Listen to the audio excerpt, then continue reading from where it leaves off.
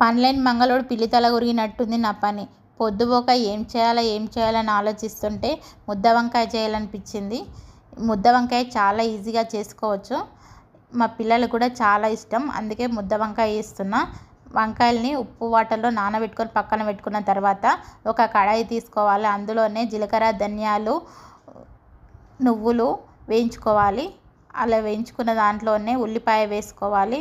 అవి కూడా మంచిగా వేయించిన తర్వాత మిక్సర్ జాలీలో చింతపండు, కారం, ఉప్పు వేసుకొని అవి మిక్స్ చేసుకోవాలి. మిక్స్ చేసుకున్న తర్వాత ముందుగా మనం వంకాయలు ఇలా కట్ చేసుకున్నవి ఆయిల్లో వేసుకొని మంచిగా ఫ్రై చేయాలి. అలా ఫ్రై చేసిన తర్వాత ఒక కడాయి తీసుకొని అందులోనే ఆయిల్ వేసుకొని బండపువ్వు, పసుపు, ముందుగా మనం గ్రైండ్ చేసుకున్న మసాలా వేసుకొని బాగా ఫ్రై చేసిన తర్వాత ఆయిల్లో వేయించుకున్న వంకాయల్ని కూడా వేసుకొని మంచిగా కలుపుకోవాలి. అలా కలుపుకున్న తర్వాత చివరిగా కొంచెం గరం మసాలా వేసుకొని ఉడకనివ్వాలి. ఇలా చేస్తే కర్రీ అనేది చాలా టేస్టీగా ఉంటుంది. ఒకసారి ఇలా ట్రై చేయండి. ప్లీజ్ నచ్చితే లైక్ చేసుకొని సబ్స్క్రైబ్ చేసుకోండి మరి.